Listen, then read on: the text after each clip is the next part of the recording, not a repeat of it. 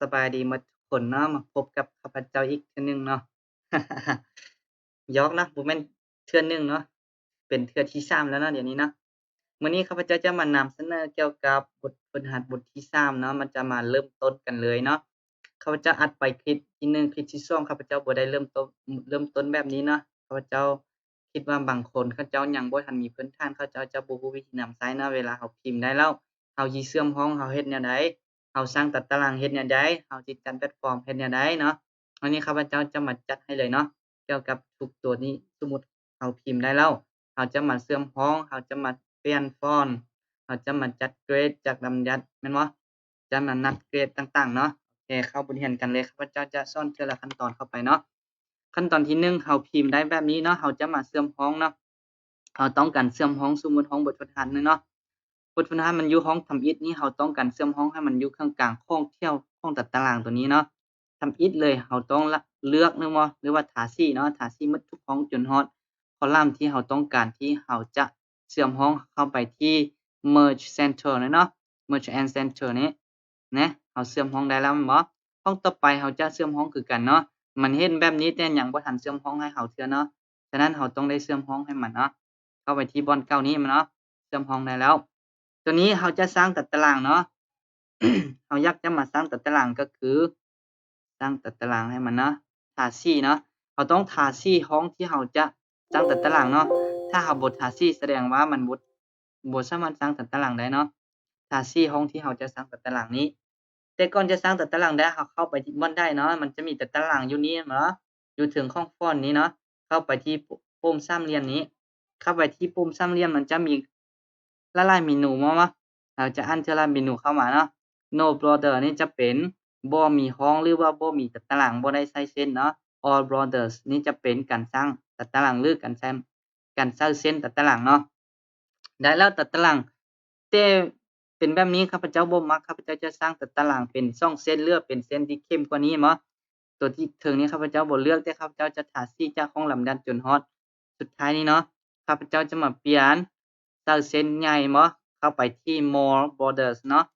more borders นี้จะเป็นเส้นขีดก็ได้เนาะเส้นขีดต่อเนื่องหรือว่าเส้นคาดก็ได้เนาะเส้นเข้มก็ได้2เส้นก็ได้นะข้าพเจ้าจะมาใส่2เส้นเนาะตัวนี้จะเป็นโน่นจะบ่มีเส้นเนาะ outline จะเป็นเส้นนอกเนาะ inside จะเป็นเส้นในเนาะเข้าไปที่นี้จะเป็น outline เนาะได้แล้วเนาะ outline จะเป็นเส้นนอกแล้วก็ inside จะเป็นเส้นในเนาะได้แล้วเราก็มากดปุ่มโอเคเนาะกดปุ่มโอเคฉะนั้นได้แล้วบ่ คิดออกได้บ่ได้เนาะจะเป็นช่องเส้นเนาะต่อไปก็คือข้าพเจ้าจะมาจัดฟอนต์ตัวหนังสือให้มันงามเนาะตัวนี้มันอยู่แบบนี้บ่คันเจ้าเขียนมาแบบนี้มันบ่งามบ่ข้าพเจ้าจะมาจัดฟอนต์ตัวหนังสือให้มันงามเนาะให้อยู่ครึ่งกลางฉะนั้นจะเข้าไปที่ได้ทีนี้บ่มันจะมีบ่อนให้เราเลือกบ่จะมีซ้ายมีขวามีด้านหน้าด้านหลังเนี่ยนี่จะอยู่ทางหน้าเนาะนี่จะอยู่ทางล่างเนาะนี่จะอยู่ครึ่งกลางเนาะเราเลือกช่องตัวนี้ให้มันซึ่งกันอยู่ครึ่งกลางเนาะ โอเคแล้วมันงามนำบ่แต่อีกอย่างหนึ่งข้าพเจ้าอยากจะมาจัดคะแนนขึ้นห้อง10%นี้ให้มันอยู่2ขั้นก็คือคะแนนอยู่ถึงแล้วก็ขึ้นห้อง10%อยู่ลมเราจะเฮ็ดแนวใดเนาะเราไปคลิกใส่นี้แล้วเราไปกดคำสั่งที่ว่า or บวกใส่ enter เนาะพร้อมกันเลยเนาะ or บวกใส่ enter พร้อมกันฉะนั้น or จะเป็นสะกดคือ l e l a l t เนาะ or บวกให้ enter พร้อมกันจะเป็นแบบนี้เนาะ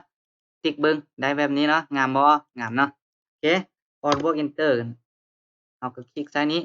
ให้มันเห็นเครื่องหมายติ๊กขึ้นแบบนี้เนาะ Alt บวก Enter เนาะตัวนี้ก็คือกันเนาะ Alt บวก Enter เนี่ยได้แล้วแม่นบ่งามแล้วบ่แต่อยู่ในนี้เรายังบ่ทันเชื่อมห้องเทื่อแม่นบ่ฉะนั้นข้าพเจ้าจะมาพากันเชื่อมห้องถ้าเราเชื่อมเทื่อละห้องมันยากบ่สับสนบ่ช้าบ่ช้าเนาะช้าหลายเนาะ เชื่อมไปเทื่อละห้องแบบนี้เนาะนะได้คือกันเนาะแต่มันรักษาฉะนั้นข้าพเจ้าอยากจะมาเชื่อมหมดเลยถ้าอยากมาเชื่อมหมดเลยเราต้องทาสีหมดเลยเนาะทาสีหมดเลยทาสีหมดเลยเราเข้าไปที่นี่เลยได้บ่ได้เนาะถ้าเราเชื่อมหมดเลยต้องเข้าไปที่ปุ่มสามเหลี่ยมนี้เนาะเข้าไปที่ merge across เนาะ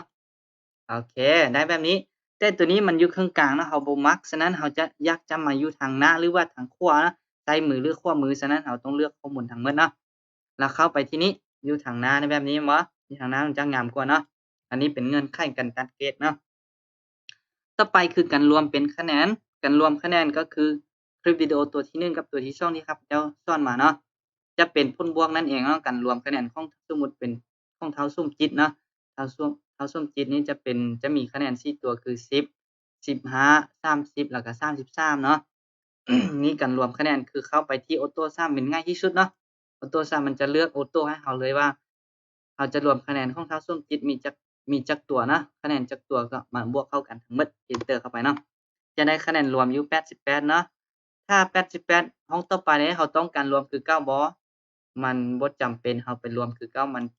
ช้าเนาะเราเลือกวิธีที่ไวที่สุดก็คืออยู่ใน Excel เรารวมได้ตามสูตรเราสามารถล้างได้เนาะได้แล้วคะแนนรวมทั้งหมด10คนเนาะ คะแนนรวมทั้งหมด10คนแล้ววิธีการรวมคะแนนง่ายๆเนาะข้าพเจ้าได้อัดไปส่งวิดีโอเนาะหวังว่าทุกคนถ้าว่าได้เบิ่งน่าจะเข้าใจดีเนาะขั้นตอนต่อไปคือการจัดลำดับที่โอเคการจัดลำดับที่นี้จะเฮ็ดจั่งใดเนาะการจัดลำดับที่ใช้คำสั่งหรือว่าสูตรของมันก็คือ rank R A N K เนาะ rank ถ้าข้าพเจ้าพิมพ์เข้าไปเนาะข้าพเจ้ายังบ่ทันเข้าไปสูตรจักหน่อยข้าพเจ้าจิลงวิธีเข้าไปสูตรแล้วก็พิมพ์เข้าไปคำว่า rank แต่เราจะคิดไล่คำว่า rank เราต้องพิมพ์เครื่องหมายเท่ากับก่อนนะทุกเทื่อเนาะพิมพ์เครื่องหมายเท่ากับเข้าไปที่ rank เราพิมพ์เข้าไปคำว่า rank R A N K เนาะออกมาแล้วคำสั่ง rank เราเปิดวงเล็บให้เนาะ rank คือการจัดลำดับเนาะการจัดลำดับที่เราเลือกไปที่ผู้ที่1เนาะคำสั่ง rank จะมีเปิดวงเล็บจะมี number จะมี left เนาะจะมี order เนาะแต่ตัวนี้ของข้าพเจ้าจะเป็นจำจุดแต่คอมของข้าพเจ้าเห็นหลายๆคนที่มีคอมเขาเจ้าจะจุดอย่างเดียวเนาะบ่มีจำจุดเนาะแต่ของข้าพเจ้าจะสร้างประเทศไทยจะเป็นจำจุดเนาะโอเคข้าพเจ้าพิมพ์จำจุดเข้าไปข้าพเจ้าก็จะสุ่มเทียบแต่คะแนนผู้ที่1นี่5ผู้ที่10ข้าพเจ้าจะเทียบคะแนนทั้งหมดเนาะพิมพ์กดหยังอีกออร์เดอร์ก็คือจำจุดเราพิมพ์0เข้าไปอัปวงเล็บนะเป็นหยังเราจึงพิมพ์0เข้าไป0ก็คือเราสุ่มเทียบคะแนนที่ผู้ที่ได้คะแนนใหญ่ที่สุดจะได้ที่น้อยที่สุดแม่นบ่เราจะลำดับที่ผู้ใหญ่ที่สุดจะได้คะแนนน้อยที่สุดแม่นบ่ Enter เข้าไปเนาะจะได้ที่4เรามั่นใจบ่ว่ามันได้ที่4ถ้าเราลากลงมาได้บ่ลองเบิ่งนะมันน่าจะบ่ได้เนาะมันบ่ได้เนาะเพราะว่า71จะเป็นที่1เป็นหยังเป็นแบบนี้มันบ่ถูกหลักการเนาะฉะนั้นเราต้องได้จึงฮ้องเนาะจึงฮ้องก็คือการกด F4 เครื่องหมายดอลลาร์คำเนาะพิมพ์คำติ๊กช่องบรรคให้มันเข้ามาหาสูตรตัวนี้เนาะแล้วเราเลือกท่าที่13นี้เนาะแล้วมากด F4 อยู่ในแฟ้มพิมพ์เนาะจะเป็นเครื่องหมายดอลลาร์คำตัวต่อไปคือห้องนี้ห้องสีแดงนี้เนาะ เป็นห้องที่เราเทียบคะแนนทั้งหมดเราต้องกด F4 เครื่องหมายดอลลาร์คำเนาะ Enter ใส่มันเนาะจะเป็นที่4เนาะโอเคที่4ที่1ได้คะแนน94ได้ที่1แม่นบ่แสดงว่าแม่นแล้วเนาะคะแนนใหญ่ที่สุดอยู่ในนี้รวมเป็นคะแนนที่ใหญ่ที่สุดก็คือ94นั่นเองเนาะของมันจะเป็น92แล้วเป็น80ถ้าได้88 89เนาะแสดงว่าถูกต้องเนาะอันนี้คือการจัดลำดับที่เนาะ แต่ถ้าว่าเราบ่พิมพ์ข้าพเจ้าจะไปใส่สูตรของตัวนั้นจาก Auto Sum เนาะปุ่มสามเหลี่ยมตัวนั้นข้าพเจ้าขอลบตัวนี้ออกเนาะโอเคไปติ๊กใส่ห้องทำอิฐนี้เข้าไปปุ่มสามเหลี่ยมของ Auto Sum ตัวนี้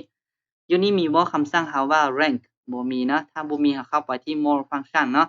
more function จะออกมาแบบนี้เห็น Auto เลยเนาะ rank แล้วก็สูตรจำนวนลวงหลายเนาะนะแต่ rank เราอยู่ถึงนี้เนาะเราต้องกดปุ่มโอเคเลยโอเคเลยจะมีตัวที่1ก็คือ number เนาะ number ก็คือตัวทำอิฐเลยเลขตัวทำอิฐเลยเตะตัวทำอิฐเข้าไปตัวที่2ก็คือ left เนาะ left เข้าไปตัวที่ห้องนี้ก็คือห้องสุ่มเทียบเนาะเราสุ่มเทียบตัวคะแนนตอนทำอิฐ5คะแนนตัวสุดท้ายเนาะยังบ่สุดเทื่อนะเอาอีกเทื่อหนึ่งคะแนนทำอิฐ5คะแนนสุดท้ายเนาะต้องเป็นคะแนนสุดท้ายของห้องนี้แม่นบ่ โอเคหัด13แม่นบ่หัด13กับหัด4 5หัด13แสดงว่าถูกต้องเนาะอยู่นี่เนาะก่อนอื่นเรากดปุ่มโอเคมันจะบ่ได้ฉะนั้นเราต้องได้กดเครื่องหมายดอลลาร์ค้ำก็คือ F4 นั่นเองเนาะ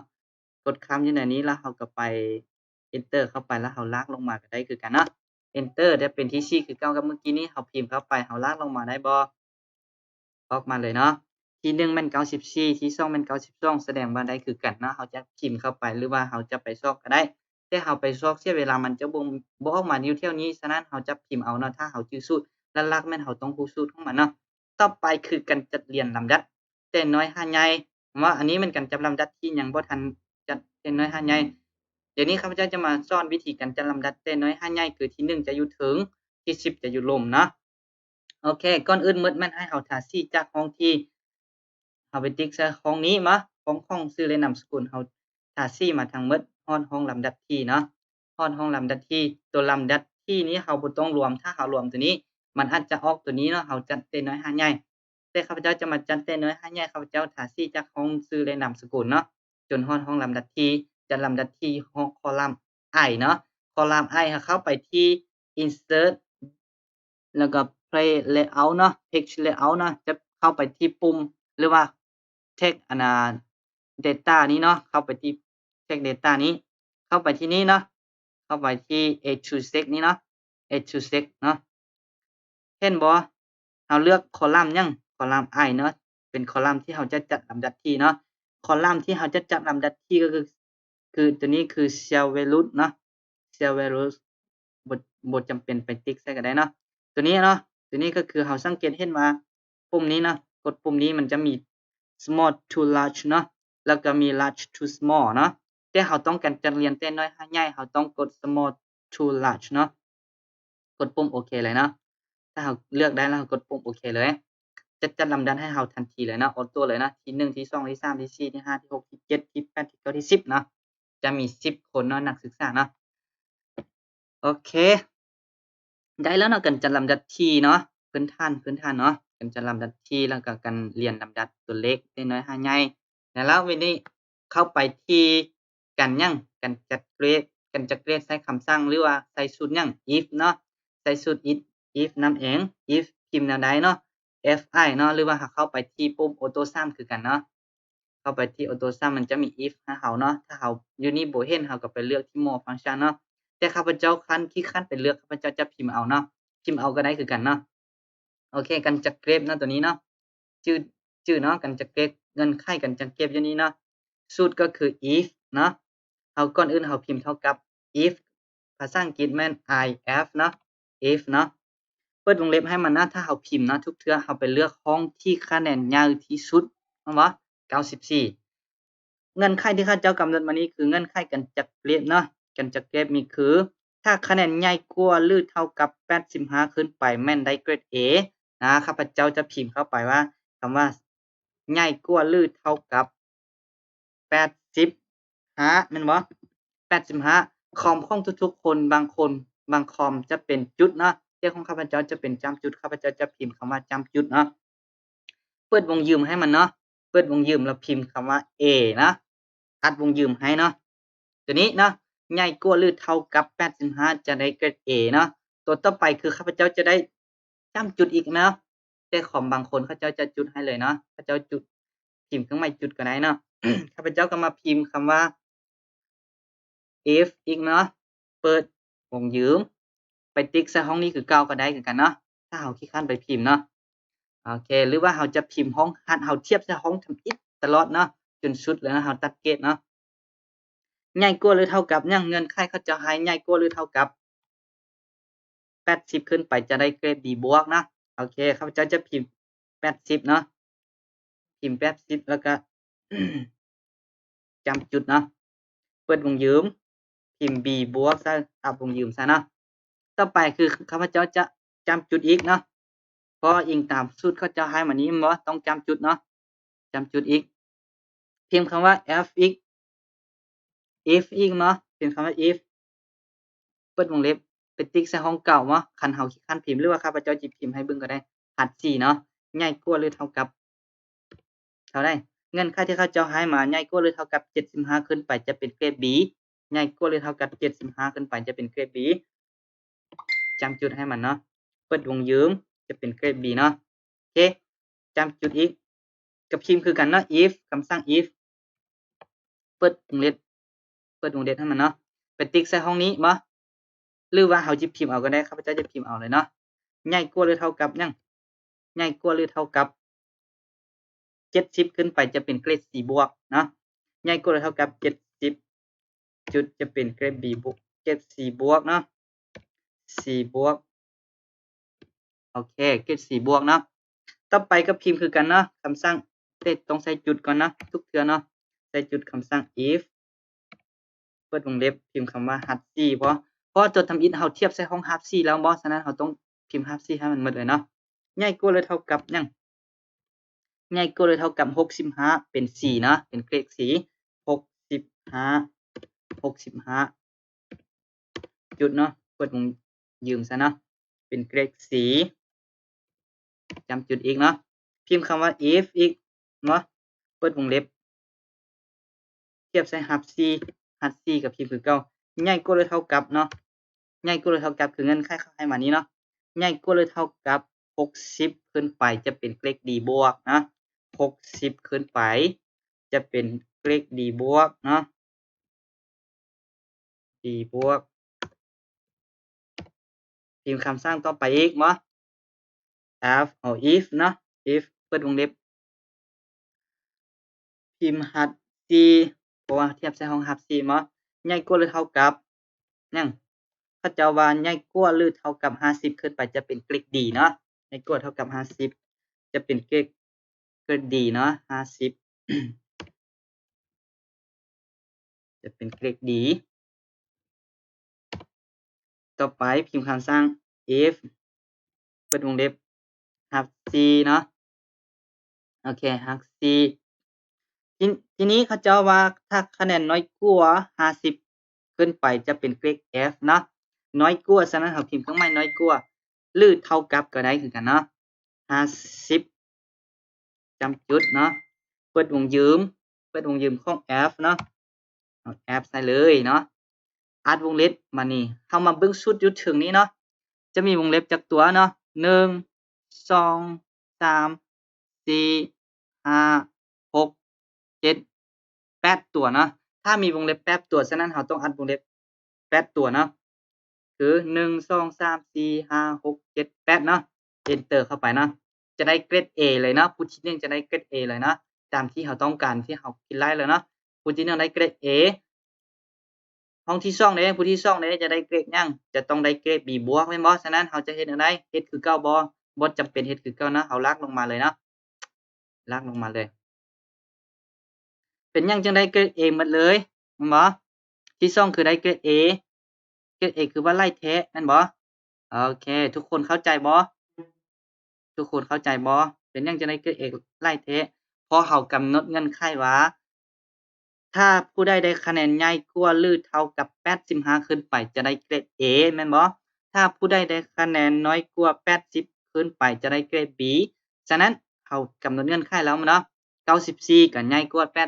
85 92ก็ใหญ่กว่า85 89ก็ใหญ่กว่า88ก็ใหญ่87ก็ใหญ่88 87ก็ใหญ่บ่ฉะนั้นจะเป็นเกรด A 86ก็ใหญ่กว่า85ก็เป็นเกรด A เนาะ83น้อยกว่า85จะเป็นเกรด B บวกเนาะโอเคเกรด B บวกนี่เกรดหยังเกรด C บวก C บวกเนาะวิธีการนับเกรดมานี่วิธีการนับเกรดก็คือการนับแนวใดเนาะการนับเกรดเราต้องพิมพ์ก่อนเนาะเราต้องพิมพ์คำว่าสมมุติไอ้จะพิมพ์คำว่าการนับเกรดเนาะการนับเกรดนี่ว่าเกรด A มีจักตัวเกรด B มีจักตัวบ่เกรด C มีจักตัวเนาะเราต้องได้พิมพ์อยู่นี่ก่อนนะเราพิมพ์ว่า A เกรด B บวกเนาะเกรด C เกรด B เนาะ B ล้านๆเนาะแล้วก็ C บวกแล้วก็ C เนาะ D บวก D เนาะ F เนาะโอเคสูตรการนับเกรดแม่นการนับจั่งใดเนาะสูตรการนับก็คือเข้า if นั่นเองเนาะเข้า if นะเข้า if เข้า if เขียนจั่งใดเนาะเข้า if ก็คือการนับเกรดเนาะเขาจะเขียนให้เบิ่งเนาะเข้า if การนับเกรดเนาะ พิมพ์คำว่าเท่ากับเข้าไปเครื่องหมายเท่ากับเข้าไปเนาะเราพิมพ์เข้าอีกเข้าคือการนับเข้าอีกคือการนับมีเงื่อนไขเนาะการนับมีเงื่อนไขตัวนี้ก็คือการนับมีเงื่อนไขเพราะเรากำหนดเนาะโอเคการนับมีเงื่อนไขก็คือพิมพ์ count c o u n t บ่เข้าคือนับแต่เข้าอีกจะเป็นการนับมีเงื่อนไขเนาะ if การนับมีเงื่อนไขเนาะเปิดวงเล็บเนาะเปิดวงเล็บให้มันเนาะขอโทษเนาะอีกสักนึงเปิดวงเล็บถ้าไปเทียบใส่ห้องได้เนาะเทียบใส่ห้องคะแนน A เนาะเทียบใส่ห้องคะแนน A จะเป็นห้องคอลัมน์ G เนาะเทียบใส่ห้องคะแนน A จะเป็นห้องคอลัมน์ G ฉะนั้น เราจะมาซุ่มเทียบกันหมดเลยได้บ่ได้บ่เนาะเราจะมาซุ่มเทียบกันหมดเลยได้บ่ลองเบิ่งกันเนาะได้บ่เนาะ enter เกรด A คือว่ามีผู้หนึ่งเนาะเกรด A มีได้ผู้หนึ่งฉะนั้นมันบ่ถูกเนาะฉะนั้นมันบ่ถูกเนาะเราเลือกโอเคมันบ่ถูกสุดก่อนจะถูกสุดเราเฮ็ดแนวใดเนาะเราต้องได้เลือกข้อมูลทั้งหมดเนาะเลือกข้อมูลทั้งหมดเนาะเลือกข้อมูลทั้งหมดเราเทียบใช้คำว่าจุดเนาะเราเทียบเจอ A เนาะเข้าอีกคือการนับมีเงื่อนไขเอาเนาะเข้าอีกคือการนับมีเงื่อนไขเราเทียบทั้งหมดทุกตัวนี้เนาะเราเลือกข้อมูลทั้งหมดของเกรดทั้งหมดแล้วเอาไปพิมพ์คำว่าเปิดวงยืมเอาจำจุดเปิดวงยืม A แล้วก็อันวงยืมเนาะ enter แสดงว่าเกรด A มีจักตัวเนาะ1 2 3 4 5 6 7 7ตัวแม่นบ่เกรด A จะมี7ตัวเกรด B บวกมีจักตัวเนาะฉะนั้นเกรด B บวกเราก็ต้องได้เปลี่ยนมานี้เนาะ6ตัวแม่นบ่6ตัวบ่ถูกเพราะว่า B บวกมีได้มีได้ตัวเดียวเนาะ B บวกมีตัวเดียวฉะนั้นเราก็ต้องเปลี่ยนตัวนี้เป็น B บวกเบิ่งดูมีจักตัวเนาะพิมพ์คำว่า B บวกเข้าไปเลยเนาะ enter B บวกจะมีตัวเดียวเนาะ B เด้ B มีบ่เราก็ลากลงมาเนาะเราก็เปลี่ยนเนาะโอเคเราเราได้ไปเปลี่ยนตัวทางล่างเนาะเปลี่ยนตัวนี้เป็น B เนาะเพราะว่าเราจะนับเกรดได้เราก็พิมพ์เกรดนั้นใส่เนาะ B บวกเป็น0เนาะตัวนี้จะเป็น C บวกนะ C บวกเนาะ enter C บวกจะมีจักตัวเนาะ C บวกจะมี2ตัวแม่นบ่1 2เนาะกันนับเกรดเนาะแล้วก็ C มีจักตัวเนาะ C เราพิมพ์คำว่า C เข้าไป enter C จะมี1ตัวบ่หรือว่า0 C มีจักตัวตัวนี้เป็น B นะโอเค C เนาะ C จะมีอยู่0เนาะ D เด้ D บวกเด้ D บวกจะมี0คือกันเนาะ D ละล้านเนาะนี้เนาะตัวนี้บ่แม่น C นะตัวนี้จะเป็น D บวกเนาะขอโทษนะโอเคจะเป็น0เนาะ F เด้ F อยู่ในนี้บ่มีแสดงก็เป็น0แต่เราพิมพ์ F ลงไป F ลงไปนะลองเบิ่งเนาะเปิดวงยืม F enter เนาะเป็น0คือกันเนาะนี่คือการนับมีเงื่อนไขเนาะการนับมีเงื่อนไขนี้นะนี่คือการนับมีเงื่อนไขถ้าเราต้องการนับเท้าหรือหนังเด้เราจะเฮ็ดแบบใดเนาะว่าเท้ามีจักโคนหนังมีจักโคนเราก็นับคือกันแบบนี้เนาะสมมุติข้าพเจ้าลบตัวนี้ออกเนาะลบตัวนี้ออกเนาะข้าพเจ้าจะนับเป็นเท้าหรือหนังจะเฮ็ดแนวใดเนาะก็พิมพ์คำสั่งของสูตรของ count countif เนาะ countif จะเป็นการนับมีเงื่อนไขฉะนั้นข้าพเจ้าจะพิมพ์คำว่าเท่ากับเนาะ count คือ count เนาะเปิดวงเล็บเนาะเราจะไปเลือกว่าเพศหญิงเนาะเพศหญิงเราก็กำหนดมานี้เลือกทั้งเบิดนี้เนาะเพศหญิงมีจักคนเนาะแล้วก็จำจุดแล้วก็เปิดวงยืมพิมพ์คำว่านางเนาะนางเข้าไปอัดวงยืมเป็นภาษาอังกฤษนะ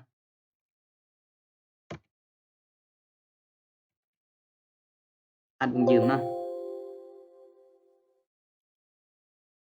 อัดวงยืมเนาะโอเคโทษอัดวงยืมเนาะ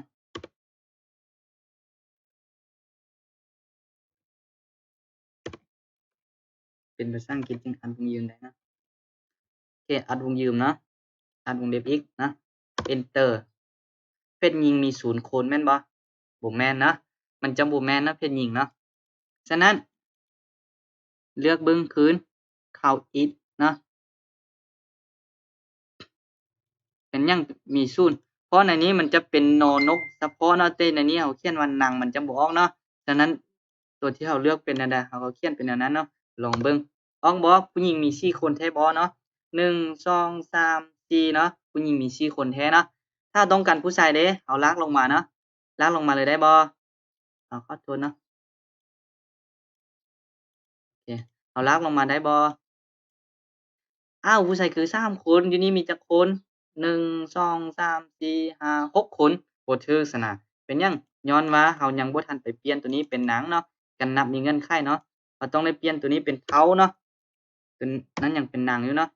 M ก็คือเฒ่าเนาะพิมพ์คำว่าอ้าวขอโทษเฒ่าเนาะ Enter นี่ออกมาเลยเนาะผู้ชายมี6คนผู้หญิงมี4คนเนาะโอเควิดีโอตัวนี้มันจะหมดแต่เท่านี้เนาะการใช้ลายสีเนาะการใช้ลายสีทุกคนรู้ใช้แล้วบ่การใช้ลายสีเนาะสมมุติข้าพเจ้าเลือกการใช้ลายสีของเกรดตัวนี้เนาะข้าพเจ้าจะไปเลือกอยู่นี้เนาะ conditional formatting เนาะ conditional formatting โอเคการใช้ลายสีเนาะ